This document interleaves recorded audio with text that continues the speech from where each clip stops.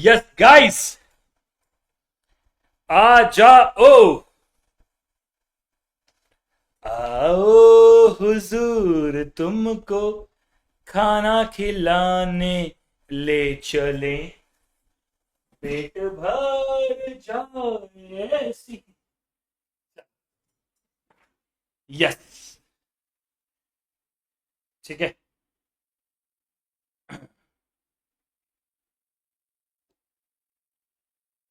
चलो बाबा, चलो चलो चलो चलो चलो। आखिरी 2 दिन बचे हैं इस चैप्टर के। अब ज्यादा समय बचा नहीं है इस चैप्टर में, ठीक है। आखिरी 2 दिन बचे हैं इस चैप्टर के, अब ज्यादा समय नहीं बचा है इस चैप्टर के अंदर, ठीक है। Let us move ahead. Chapter number 6 जो अब ऑलमोस्ट खत्म होने की कगार पे आ चुका है, ठीक है। कर दे शुरू? हाँ सरकार, कर देते हैं शुरू। चलो भैया शुरू कर देते हैं इसी बात के ऊपर। Hey guys, hey guys, hey guys, the Jatin Dimla this side from Kishore Indore. स्वागत, नंदन, अभिनंदन एवरीवन, आप सभी लोगों का बहुत बहुत स्वागत है आज के इस सेशन के अंदर, ठीक है। हम लोगों ने कल बहुत सारा डिस्कशन कर दिया था कंज्यूमर साइड पे, यानी कंजम्पशन पैटर्न पे तो हमारा मैक्सिमम डिस्कशन हो चुका था। हाँ सरकार, कंज्यूमर पैटर्न पे, कंजम्पशन पैटर्न पे तो हमारा मैक्सिमम डिस्कशन हो चुका था। अब हम लोग आगे बढ़ रहे हैं सप्लाई साइड पे। देखो यार, एक बात समझो, कंज्यूमर है, मतलब देखो सप्लायर और कंज्यूमर के क्या रिलेशन है कि नहीं है? हाँ। अरे यार, अगर एक आदमी बोलता है कि नहीं मुझे तो कंजम्पशन करना है, अरे बाबा मैं तो कंजम्पशन करूंगा, अरे बाबू कोई सप्लाई करेगा तभी तो तू कंज्यूम करेगा। अगर कोई बोलता है नहीं हम तो सप्लाई नहीं करेंगे, नहीं नहीं हम तो सप्लाई करेंगे ही नहीं, अरे अगर कोई सप्लाई नहीं करेगा तो कंजम्पशन किसका होगा? ठीक है, हाँ सरकार। तो एग्रीगेट सप्लाई की तरफ आगे बढ़ते हैं, आइए। X and or plant aggregate supply is the total supply of goods and services which a firm in a national economy plan on selling during a specific period। मतलब नेशनल सप्लाई का मतलब हो गया यहां पर कि भैया पूरे देश में कितने रुपए का माल बेचने की प्लानिंग है। तो जितने भी रुपए का माल बेचने की प्लानिंग है, जो ये माल को बेचने की प्लानिंग है, वो होता है एग्रीगेट सप्लाई। अरे सर, अगर एक बंदा डिमांड कर रहा है तो भैया वो डिमांड साइड हो गई, हाँ। और अगर एक बंदा सप्लाई साइड पे बैठा है तो सप्लाई भी तो चाहिए। बोलो यार, हाँ सर। क्या बिना, अब एक कॉमन सेंस लगाओ, ठीक है, अब एक कॉमन सेंस लगाओ। सर, अगर डिमांड है और सप्लाई ही नहीं है तो क्या कुछ मैच होगा क्या? सोचो सोचो सोचो सोचो सोचो सोचो। सर, अगर डिमांड है और सप्लाई नहीं है, सर ये डिमांड तो किसी काम की नहीं है, करेक्ट। अच्छा, सप्लाई है, डिमांड नहीं है, वो भी किसी काम का नहीं है। मतलब सप्लाई और डिमांड दोनों ही हमेशा ही आपस में जुड़े हुए रहते हैं। मतलब ये पॉसिबल ही नहीं है कि दोनों में से एक भी बोले कि नहीं नहीं नहीं नहीं नहीं, हमारा तो मन नहीं लग रहा तुम्हारे साथ, हम तो नहीं रहेंगे, ऐसा नहीं होता, ठीक है, हाँ सरकार। तो इसीलिए what is the meaning of aggregate supply? It is consumption plus saving, ठीक है, हाँ जी सरकार। Aggregate supply is equal to consumption plus saving. अब यहां पर दो चीजें इंपॉर्टेंट है, ठीक है। अब यहां पर दो चीजें इंपॉर्टेंट है जिनको लेकर हमें डिस्कशन करना है। ओके गाइस, दो चीजें इंपॉर्टेंट है, हाँ जी सरकार। दो चीज, एक सेकंड रुक जाओ बस, मुझे एक सेकंड दे दो। हाँ, चलो, दो चीजें इंपॉर्टेंट है, हाँ सरकार। अब देखो, टू सेक्टर मॉडल के अंदर क्या होगा? देखो, टू सेक्टर मॉडल मतलब क्या गवर्नमेंट इन्वॉल्व है? नहीं नहीं नहीं नहीं नहीं नहीं नहीं, गवर्नमेंट तो बोल रही है हमको क्या लेना है तुमसे ठीक है, यस सर, गवर्नमेंट बोल रही है हमको क्या लेना है तुमसे, ठीक है सरकार। तो भैया गवर्नमेंट ने तो कह दिया, एक सेकेंड, हाँ, चलो, गवर्नमेंट बोल रही है हमको क्या लेना है तुमसे, सरकार ने तो ऐसा बोल दिया, हाँ ठीक है, कोई बात नहीं। फिर हमारे टू सेक्टर मॉडल की तरफ, तो टू सेक्टर मॉडल के अंदर गवर्नमेंट नहीं है, फॉरेन नहीं है, इसका मतलब समझ लो क्या है? इसका मतलब consumption plus investment is equal to consumption plus saving. तो भैया consumption plus investment is equals to consumption plus saving. वापस से बोले, हाँ सरकार, consumption plus investment is equals to consumption plus saving. इसका मतलब कंजम्पशन से कंजम्पशन गया तो क्या इन्वेस्टमेंट और सेविंग एक ही बात हो गई? हाँ बाबा, इतने दिन से हम लोग ये पढ़ते हुए आ रहे हैं, अब तो बहुत टाइम हो गया इस टॉपिक को, ठीक है, अब तो बहुत टाइम हो गया इस टॉपिक को। क्या ये सारी बातें सभी लोगों को क्लियर है? हाँ, ये सारी बातें सभी लोगों को क्लियर होनी चाहिए। अब अगर मैं इस कहानी के ऊपर आऊं, लेट अस डिस्कस। ठीक है, लेट अस डिस्कस। सर ये हमें पता है कि कंजम्पशन है, हाँ, क्योंकि consumption can never be zero, but income can be zero. हाँ, यहाँ तक की बातें तो सर पुरानी है, करेक्ट। यहाँ पर भी अगर मैं जाऊंगा तो ये मेरी सेविंग वाली लाइन बन रही है क्या? हाँ। यहाँ पे अगर मैं देखूंगा तो ये मेरे लिए डिस सेविंग है। हाँ सर, ये मेरे लिए डिस सेविंग है, ये मेरे लिए सेविंग वाली लाइन है। क्या यहाँ तक कोई डाउट? नहीं। सुनो भैया, क्या मेरी इनकम जीरो से भी शुरू हो सकती है? सर मेरी इनकम जो है वो जीरो से भी शुरू हो सकती है, इसमें कोई डाउट नहीं है। अब अगर आप इस पॉइंट पे आओगे तो क्या हो रहा है आपका, अगर आप इवेंचुअली देखोगे तो आपका कंजम्पशन प्लस इन्वेस्टमेंट ज्यादा है सेविंग से। ठीक है, फिर एक पॉइंट बनता है इक्विलिब्रियम। ठीक है, ये ई बन रहा है एक तरीके से। ठीक है, ये ई जो पॉइंट है ना, यहां पर आपका सेविंग और इन्वेस्टमेंट इक्वल होगा। अब सुनना इस बात को थोड़ा ध्यान से। शुरू में जब आप खर्चा कर रहे हो तब क्या आपके लिए चीजें नेगेटिव भी जा रही है? हाँ सर, वो सेविंग नेगेटिव भी तो गई थी। करेक्ट करेक्ट करेक्ट, हाँ। तो जो सेविंग आप लोगों की नेगेटिव गई थी, सुनो ध्यान से, तो भैया एक समय पे एक बात जाके वो इक्वल होगी ना। हाँ, तो यहां पर आके मेरा investment is equal to saving हो गया, एंड इसके बाद सर जो है वो मेरी सेविंग बढ़ेगी। तो एक समय पे मेरी सेविंग कम है, एक समय पे जाके मेरी सेविंग इक्वल्स टू है, और एक समय के बाद जाकर मेरी जो है वो सेविंग बढ़ेगी। क्योंकि सर यहाँ पर मैंने कंजम्पशन प्लस सेविंग का भी, इन्वेस्टमेंट का भी एक ग्राफ बनाया था। सो कंजम्पशन प्लस इन्वेस्टमेंट का जो मैंने ग्राफ बनाया था वो ऑब्वियसली बात है कंजम्पशन के ऊपर ही जाएगा। ठीक है, हाँ। क्यों क्यों क्यों क्यों क्यों क्यों? क्योंकि इसका एक बहुत ही बढ़िया सवाल आगे जाके आने वाला है। यहाँ पर नीचे पढ़ेंगे अपन लोग शायद। ठीक है, कोई बात नहीं। यस, वो आगे जाके आने वाला है। अब कुछ पॉइंटर्स जो हमने इस ग्राफ के पढ़े थे, जल्दी से उन पॉइंटर्स को एक बार नजर घुमा लेते हैं। The 45 degree line illustrate every single point at which plan aggregate expenditure। भैया देखो ये 45 डिग्री की जो लाइन जा रही है, ये वाली जो 45 डिग्री की लाइन है, ये हर जगह आ रही है, देखो। ठीक है, ये हमारे मतलब इन्वेस्टमेंट ज्यादा है सेविंग को, ये भी दिखा रही है। हमारा सेविंग और इन्वेस्टमेंट सेम है, ये भी दिखा रही है। और हमारा सेविंग ज्यादा है, ये भी दिखा रही है क्या? हाँ। तो 45 डिग्री एंगल वाली जो लाइन है वो हर चीज को जता रही है। ठीक है, measure on Y, on vertical axis, ठीक है, is equals to plan aggregate production which is measured on X. Obviously बात है, ठीक है, इतना दिमाग में नहीं जा रहे हैं। तो भैया 45 डिग्री वाली जो लाइन है क्या वो सबको दर्शा रही है? हाँ सरकार, वो सी प्लस आई और सी प्लस एस दोनों को प्रॉपरली दर्शा रही है कि देखो भैया सी प्लस आई में ही होता है और सी प्लस एस में ही होता है। क्या वो 100% सही तरीके से दर्शा रही है? हाँ, वो 100% सही तरीके से दर्शा रही है, उसमें तो कोई डाउट ही नहीं है। ठीक है, for all points lesser than GDP, क्योंकि जब भी आपका जो लाइन है उससे नीचे जो भी आ रहा है, क्या वो जीडीपी के भी नीचे आ रहा है? क्योंकि वो सब नेगेटिव में आ रहा है, करेक्ट। हाँ, अच्छा, putting it differently, there is no reason for C I plus I and C plus S equals to be equal. जरूरी नहीं है कि कंजम्पशन प्लस सेविंग और कंजम्पशन प्लस इन्वेस्टमेंट जो है वो 100% इक्वल होंगे। इसके ऊपर कोई गारंटी है क्या? नहीं, it could be equal, it could be unequal as well. ठीक है, हाँ सरकार। The investment function I is shown, देखो भैया वैसे इतना डीप में जाने की जरूरत नहीं है कि हम लोग ये सब चीजें पढ़ चुके हैं। हाँ, अच्छा, यहां पर एक और चीज है, if the leakage are greater than injection then national income will fall. सुनो सुनो सुनो सुनो सुनो, दो चीजें होती है, एक होता है लीकेज, एक होता है इंजेक्शन। अरे सर इंजेक्शन वो जो डॉक्टर लगाता है, हाँ वही लगाता है। ठीक है, अब मेरी बात को ध्यान से सुनो। तुम्हारी बॉडी में खून कम हो गया,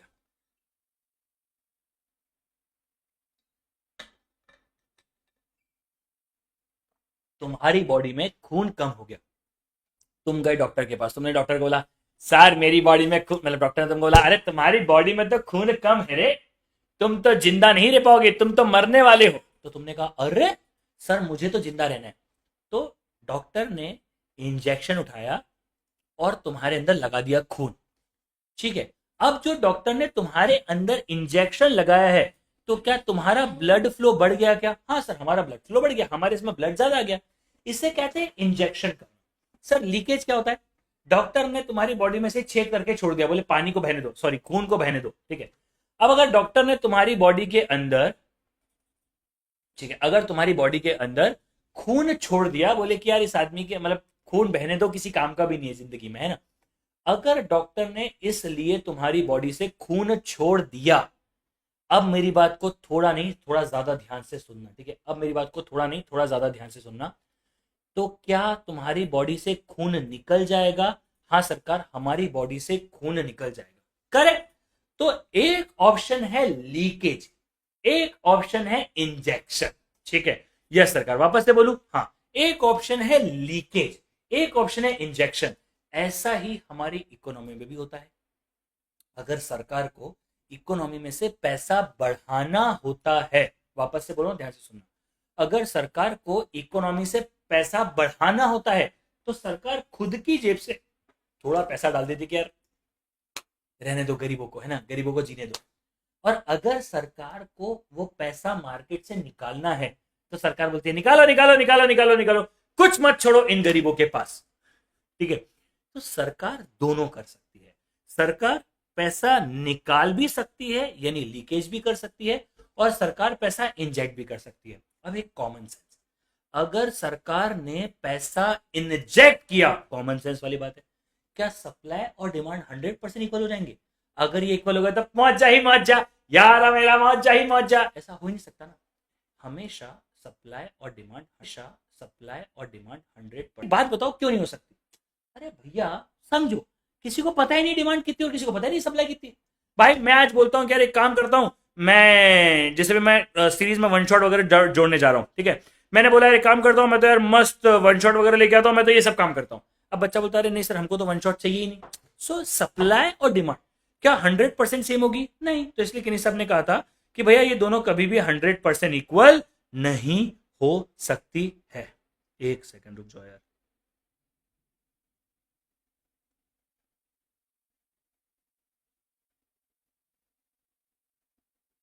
एक सेकंड।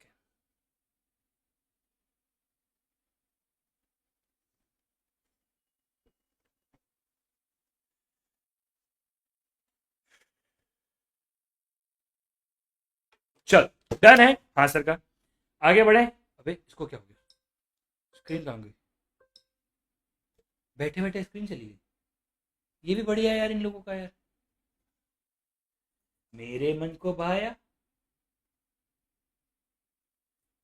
नहीं यार, नेटवर्क इशू होता है ना तो ये स्क्रीन कनेक्ट नहीं होती, मैं आपको बताऊं। हमारा नेटवर्क इशू अगर होता है ना बाबा, तो ये स्क्रीन कनेक्ट ही नहीं करती है। क्योंकि ये सब स्क्रीन जो है वो सब आप मान के चलो उसके थ्रू कनेक्ट हो रही है।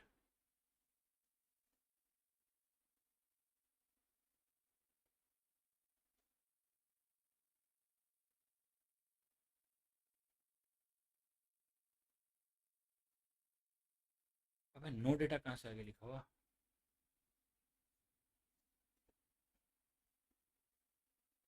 यहाँ ये कनेक्ट कर रहा है, पर ये यहाँ पर नो डेटा बता रहा है।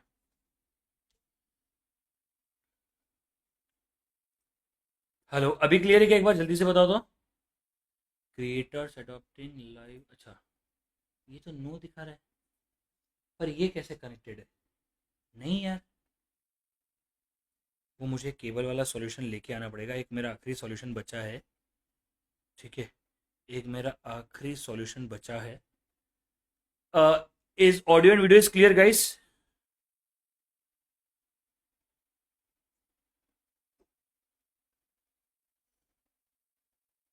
रुक जाओ एक बार चेक करता हूँ। बहुत अटक रहा है यार ये तो। इतनी सारी क्लासेस ले ली, इतनी बड़ी बड़ी वीडियोस अपलोड कर दी, इतना सब कुछ करने के बाद भी ये भाई साहब कह रहे हैं कि इशू है।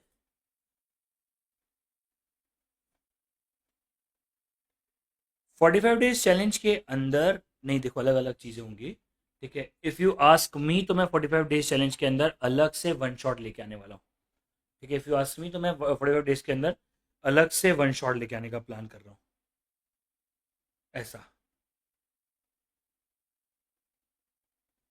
इफ़ यू आस्क मी तो मैं 45 डेज चैलेंज के अंदर अलग से वन शॉट लाने का सोच रहा हूँ, ठीक है। बोलो बोलो बोलो बोलो बोलो बोलो। अभी क्लियर है क्या?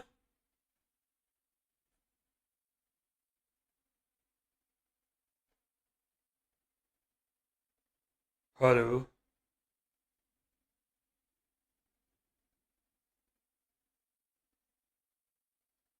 हेलो यार, ये एरर ही दिखा रहा है। इस सवालों का जवाब दो, दो ना। क्यों हो तुम शर्माई हुई सी? अभी क्लियर है क्या? एक बार अभी थोड़ी देर क्लियर चल जाए, फिर तो मैं इसको सही करता हूँ। यार इंटरनेट तो सही चल रहा है यार। ये अभी भी 30 पर क्यों रहा है? अब ठीक है। मेरे हिसाब से कोई सॉफ्टवेयर का इशू होगा, पर सॉफ्टवेयर का तो इशू आना ही नहीं चाहिए।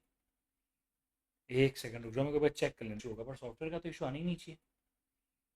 एक सेकंड रुक जाओ, मेरे को बस चेक कर लेने दो कितनी, एक सेकंड रुक जाओ, मेरे को बस चेक कर लेने दो कितनी स्पीड चल रही है अपलोडिंग में। स्पीड चल रही है अपलोडिंग में। ठीक है। एनीवेज, तो भाई किनीज साहब ने क्या कहा था? किनीज साहब ने कहा था कि देखो भैया, हर चीज है ना, क्या कभी भी आप ये 100% मान लो क्या कभी भी दोनों चीजें सेम हो सकती है? नहीं हो सकती है सर। ये वाली बात एकदम क्लियर है? हाँ सरकार। तो भैया अब आता है इक्विलिब्रियम विद अनएम्प्लॉयमेंट और इन्फ्लेशन के केस में हमारे ये कहानी क्या कहती है? ठीक है। हमारे केस में अगर मैं यहाँ पे बात कर रहा हूं, तो भैया ठीक है, जल्दी से आते हैं। इक्विलिब्रियम विद अनएम्प्लॉयमेंट और इन्फ्लेशन के केस में क्या होगा? एग्रीग अरे वो माउस चालू है, माउस चालू है, माउस चालू है। देखो, आपका नहीं है, मेरा है। ये माउस आपका नहीं है, मेरा है। हाँ, ये वाला माउस मेरा है। वो मेरा है और ये आपका है। अच्छा, तो ये सेटअप किसका है स्टूडियो का? सब हितात का है। तो फिर हमारा क्या है? हितात माउस चालू है, माउस चालू है, माउस चालू है। टू क्लास हितात माउस चालू है। अच्छा, वो रहा आपका वाला माउस, वो रहा नीचे गिरा हुआ है। ये रहा। अरे ये है आपका माउस, ये लो। ये आपका माउस है, ये मेरा माउस है। ओके, चलो बस हो गया।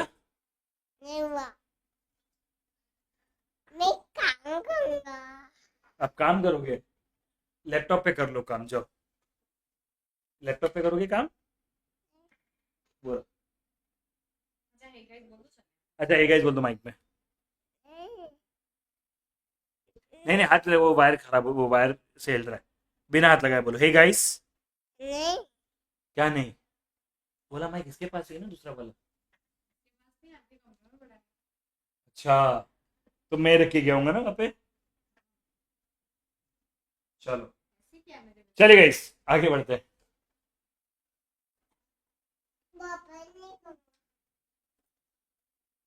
चलो, सो इक्विलिब्रियम विद, चलो ले जाओ, ले जाओ, ले जाओ, ले जाओ, ले जाओ।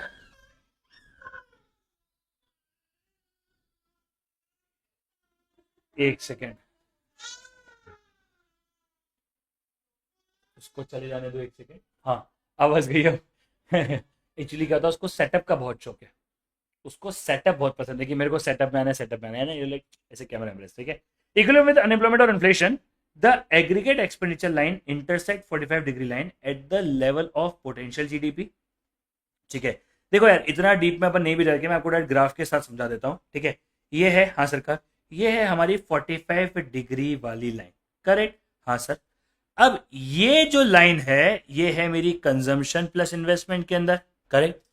अब यहां पर अगर आप देखोगे तो भैया मेरे दो पॉइंटर्स बनते हैं, एक जो यहां पर इंटरसेक्ट कर रहा है।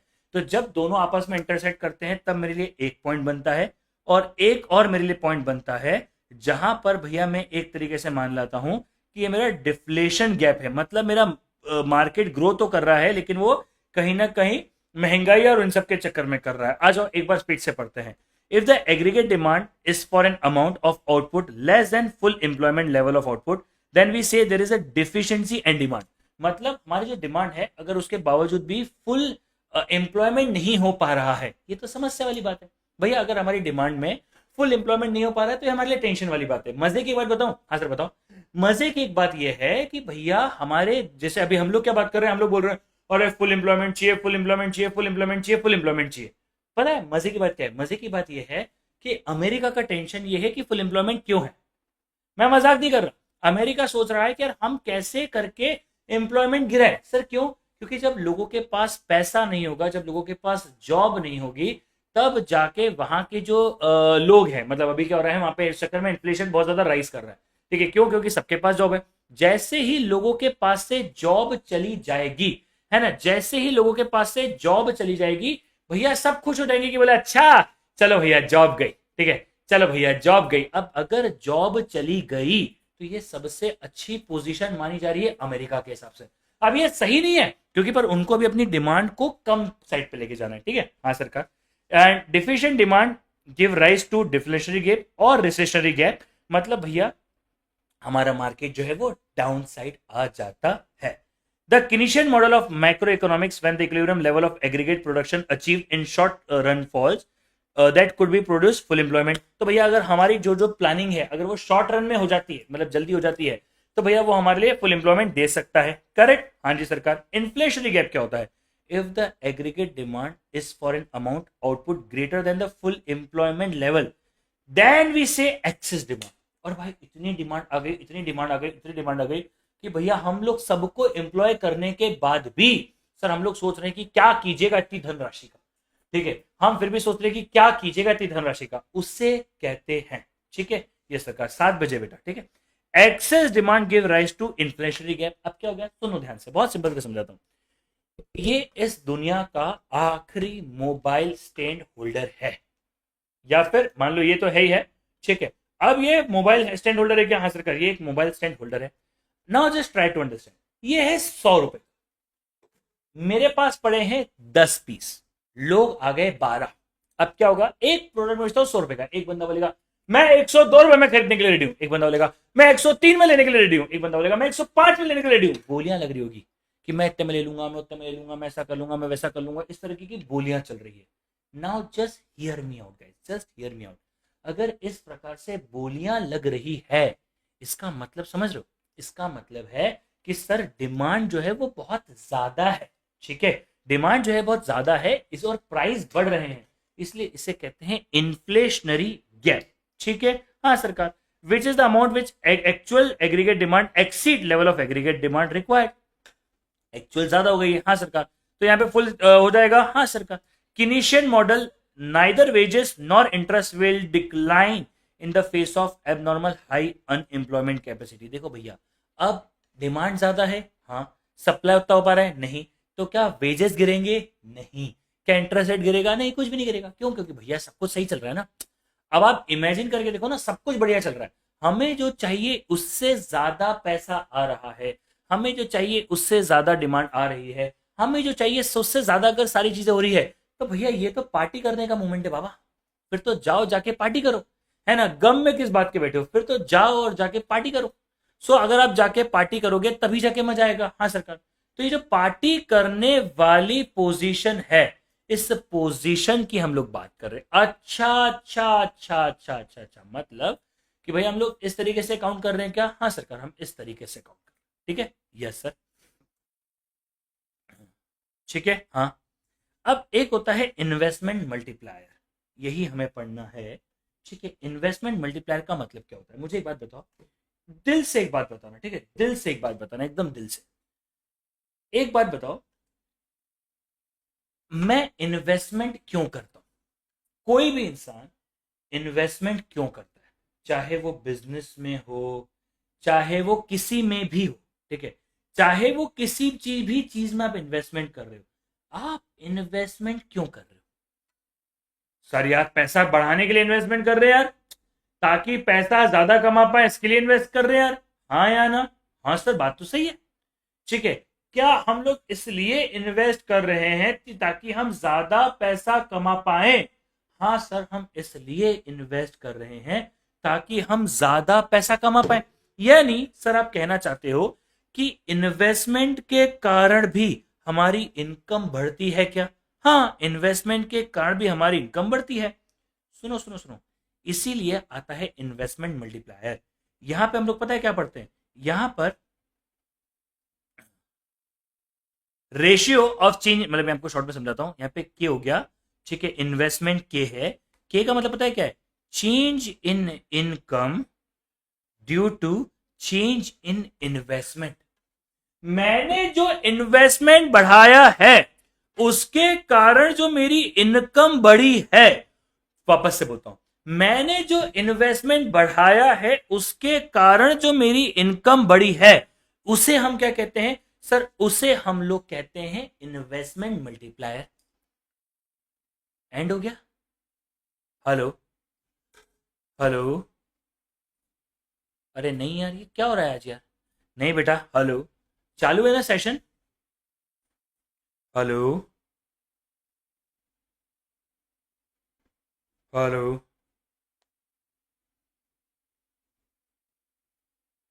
जल्दी बोलो बेटा।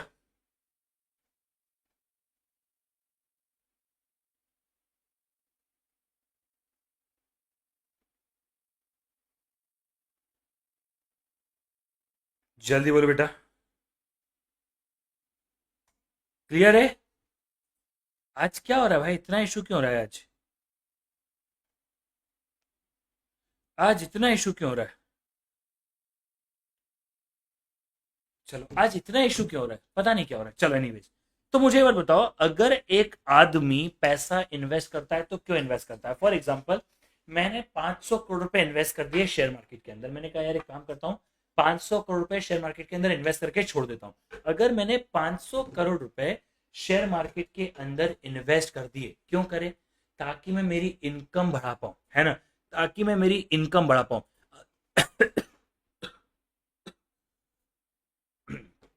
क्या मैं मेरी इनकम बढ़ाना चाहता हूँ, हाँ सर मैं मेरी इनकम बढ़ाना चाहता हूँ। तो जो मैं मेरी इनकम बढ़ाना चाह रहा हूं, उस इनकम बढ़ाने को क्या कहते हैं, उस इनकम बढ़ाने वाले पार्ट को ही कहते हैं इन्वेस्टमेंट मल्टीप्लायर। मतलब समवेयर और अदर एक आदमी इसलिए मेहनत कर रहा है ताकि वो अपनी इनकम बढ़ा पाए, ठीक है। Since the increase in national income is the result of investment, the multiple is called investment multiplier. क्या हो रहा है, आपने पैसा लगाया, हाँ अब मैं आपको एक और चीज समझाता हूँ। हमारे इंडिया वालों ने फैक्ट्री लगा दी, ठीक है, मान लो 10 फैक्ट्री लगा दी। अब 10 फैक्ट्री से बहुत पैसा आ रहा है, ठीक है, 10 की 10 फैक्ट्री बहुत कमा के दे रही है। तो वो कमाई इसीलिए हो पा रही है क्योंकि हमने इन्वेस्टमेंट किया, ठीक है। तो भैया चेंज इन इनकम, इनकम क्यों बढ़ी, इन्वेस्टमेंट के कारण बढ़ी। तो चेंज इन इनकम अपॉन में चेंज इन इन्वेस्टमेंट। तो भैया हमारी इनकम क्यों बढ़ी, हमारी इनकम बढ़ी हमारे इन्वेस्टमेंट के चक्कर में, इसीलिए इसे कहते हैं investment multiplier. The process behind the multiplier can be compare to ripple effect of water. Ripple effect समझते हो वो, अरे यार मैं तुमको एक सेकंड फोटो दिखाता हूँ, मैं ऐसे समझाऊंगा तो वो ज्यादा होगा। रिपल इफेक्ट ऑफ वाटर, वो ऐसे बनता है ना, ऐसे, ये देखो ये देखो, है ना, जैसे अपन पानी में एक बूंद डालते हैं तो ऐसा होता है कि नहीं होता है, हाँ। तो क्या होता है, मैं आपको समझाता हूँ। मैंने 1 करोड़ रुपए इन्वेस्ट करे, मैंने 10 लाख रुपए कमाए, फिर 10 लाख रुपए और इन्वेस्ट कर दिया, तो मेरा पोर्शन हो गया 1 करोड़ 10 लाख रुपए। फिर मैंने उसके ऊपर मान लो 12 लाख रुपए कमाए, फिर 1 करोड़ मैंने 22 लाख रुपए इन्वेस्ट किया, फिर उस पर कमाया। मतलब ये हमेशा मेरा पैसा जो है वो बढ़ता ही जाता है। इसीलिए the process behind multiplier is compare to ripple effect of water. मतलब भैया हमारा बार बार पैसा बढ़ता जा रहा है। हाँ सरकार, अब सुनो, अब सुनो, अब सुनो, अब सुनो। चेंज इन इनकम अपॉन में change in investment is equal to 1 upon में 1 - MPC। अगर जो कंज्यूम नहीं किया वही इन्वेस्ट किया, और जो इन्वेस्ट किया उसी से तो पैसा कमाया है, इसीलिए 1 अपॉन में 1 - MPC। अब 1 - MPC is nothing but just 1 - MPS। समझेगा बाबू, हाँ सर समझे समझे समझे समझे समझे। अब सुनो, मार्जिनल प्रॉस्पेरिटी टू कंज्यूम क्या होता है, ये अपन पढ़ चुके हैं क्या, हाँ सरकार। It is nothing but it is relationship between MPC and the value of multiplier, correct sarkar. Higher the MPC, more will be the value of multiplier and vice versa, ठीक है। On the contrary, higher the MPS, lower will be the value of multiplier।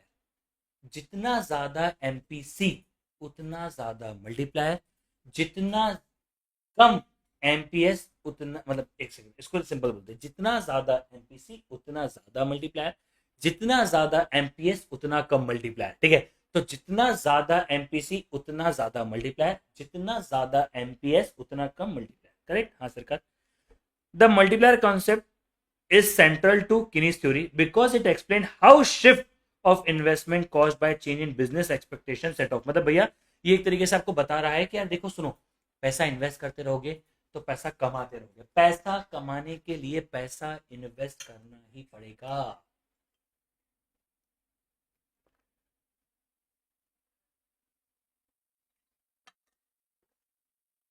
पैसा कमाने के लिए पैसा invest करना ही पड़ेगा।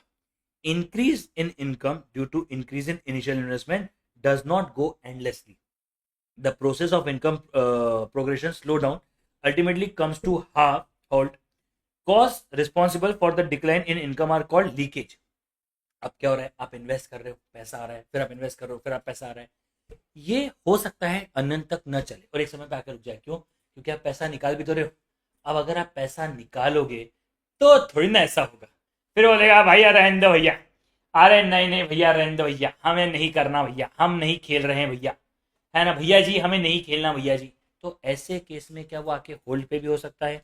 हाँ सर, वो आके होल्ड पे भी रह सकता है, ठीक है, correct. Income that is not spent on currently produce consumption goods and service may be regard as having leakage, leaked out of the income stream.